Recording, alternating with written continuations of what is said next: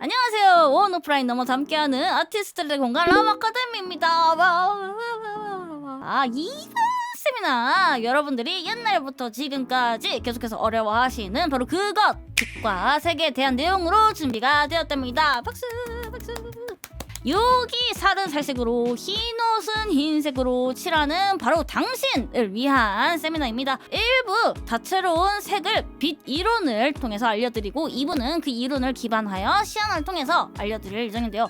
이번에 함께 해주실 작가님 이런 다양한 빛 지금 대기화면 보고 계시죠? 기깔나지? 너무 잘 표현을 해주시는 작가님이신데요. 이제 최근엔 조금 방송을 좀 줄이셨다고 했지만 어쨌든 방송도 많이 하셨고 이런저런 활동을 꾸준히 이어오고 계시는 작가님입니다. 미술용품 캐주얼 일러스트레이터 케이즈님 한번 모셔보도록 할게요. 안녕하세요, 작가님.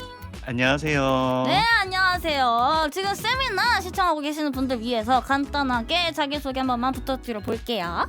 다들 반갑습니다. 저는 나온 아카데미에서 강사 겸 프리랜서로 활동하고 있는 케이지라고 합니다. 어떤 부분 중점적으로 세미나 진행하고 하셨는지 조금 간단하게 설명하고 나서 세미나 하기 전에 그러면 사람들이 이제 보실 때 이런 부분 중점적으로 들으면 되겠구나 싶을 것 같은데요. 일단은 여러분들이 가장 어려워하는 부분들이 아무래도 빛과 색이잖아요. 그러다 보니 특정 환경에서 혹은 뭐 자연스러운 환경에서 어떤 색을 고르고 어떤 분위기를 나타내기 위해서 어떤 색을 써야 되는지 그런 부분들을 조금 중점으로 보시면 더 좋을 것 같아요. 이제 우선 자연광과 인공광의 차이점을 조금 알아보도록 하겠습니다. 자연광은 근데 여러분들이 알다시피 자연에서 가져오는 광원이거든요. 말 그대로 태양빛이라는 뜻이겠죠. 자연광의 특징으로서는 사진으로나 그림으로나 가장 자연스럽고 생동감을 줄 수 있는 광원이에요. 그리고 시간대와 계절에 따라 변하는 색감으로 다양한 분위기를 연출할 수 있죠. 그래서 아래에 세 가지 사진을 보면은 여기는 뭐 오후 시간대라던가 해가 지는 시간대라던가 여기는 새벽 혹은 아침이겠죠. 이런 것처럼 시간대나 계절에 따라 분위기가 바뀔 수 있다는 거 볼 수가 있겠고요. 그 다음에는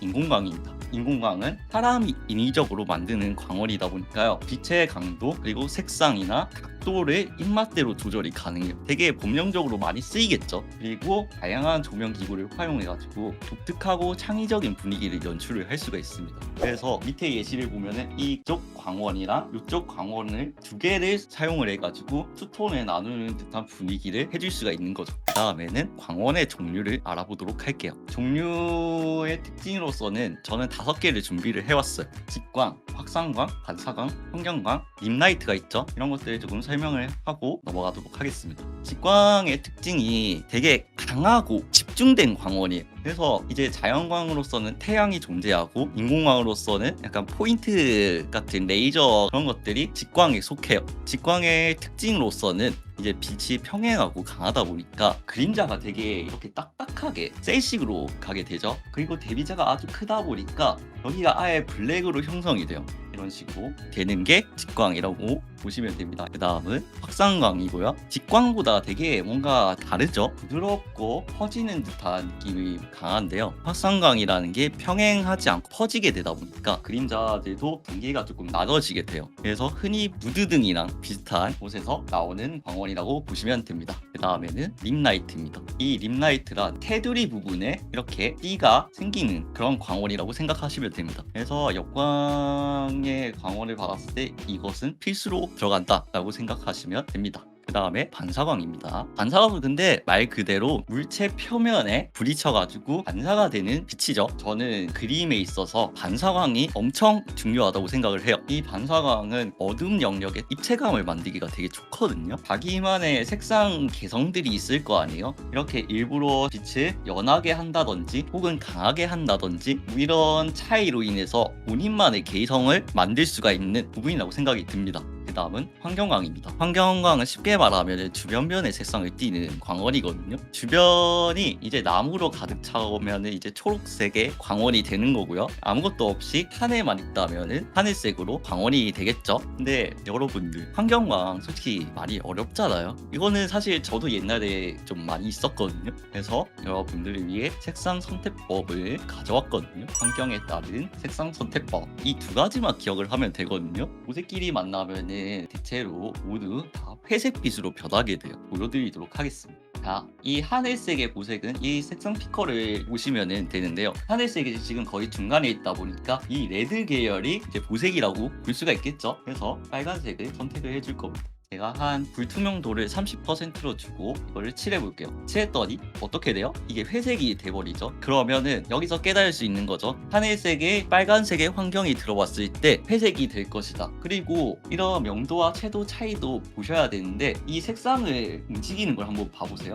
여기와 여기. 그럼 보라색으로 갔죠. 근데 처음에 선택한 건 빨간색이죠. 정확하게 딱 중앙으로 가는 걸 볼 수가 있어요. 또 다른 것도 한번 보여드려야겠죠. 주황색 이거를 한번 선택해가지고 칠해보겠습니다. 하늘색과 주황색 사이 연두색 쪽으로 많이 바뀌었죠. 여기도 움직임입니다. 영도와 채도가 낮아지죠. 이런 식으로 환경에 따른 색상 선택을 하시면 됩니다. 분위기를 위한 요소를 이제 알아보도록 하겠습니다. 저는 딱 두 가지를 보거든요. 일단 색상이랑 빛 연출이에요. 일단 컬러를 먼저 보도록 할게요. 제 그림들을 이렇게 다 나열을 해봤어요. 지금 제가 준비해 놓은 것처럼 빨주, 노초, 파, 남, 보, 마젠타까지 이걸 준비를 해놨거든요.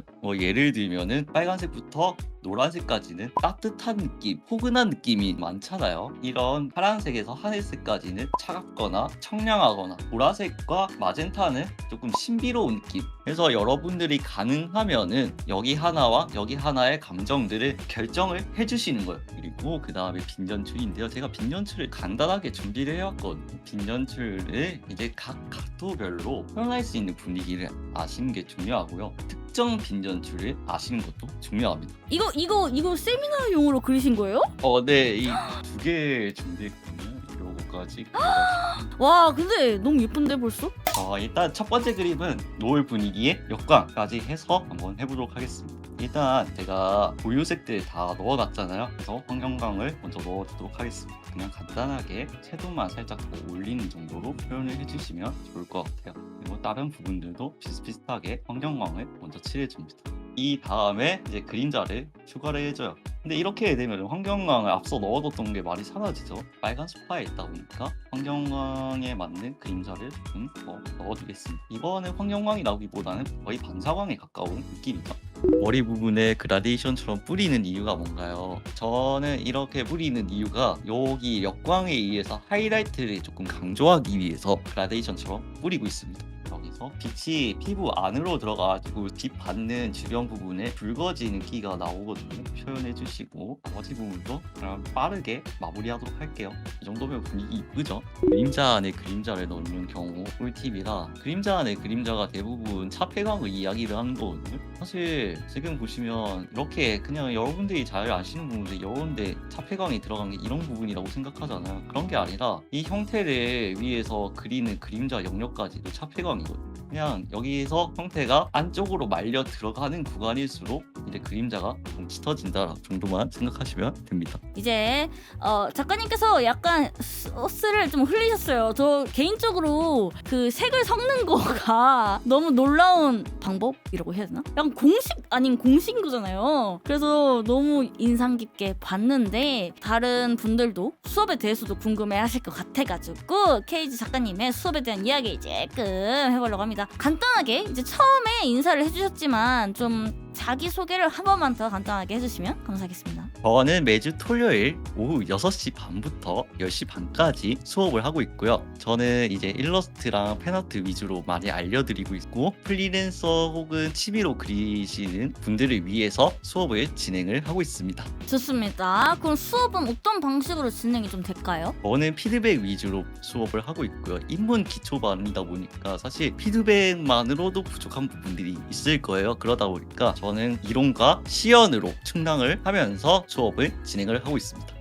아까 이제 입문 기초 수업이라고 말씀을 주셨는데 제가 봤을 때는 사실 뭔가 프리랜서를 준비하시는 분들이 들어도 될 것 같은데 어떤 분들이 수업을 들어보면 좋을까요? 저는 캐주얼 일러스트나 뭐 취미로 하시는 분들, 약간 실력의 향상을 원하시는 분들이나 아니면 처음에 어떻게 그려야 되는지 모르시는 분들, 그런 분들도 좋게 작용이 될 거고요. 앞서 말씀드렸던 것처럼 프리랜서 분들도 듣기 좋은 수업이라고 자신 있게 이야기를 할 수 있을 것 같습니다. 오, 좋습니다. 케이지 작가님의 앞으로도 행보도 많이 응원해 주시길 바랍니다. 네, 그럼 여기까지 하는 걸로 하고 여러분 인사드리겠습니다. 감사합니다. 여러분 좋은 밤 되시길 바라겠습니다. 잘 있어요.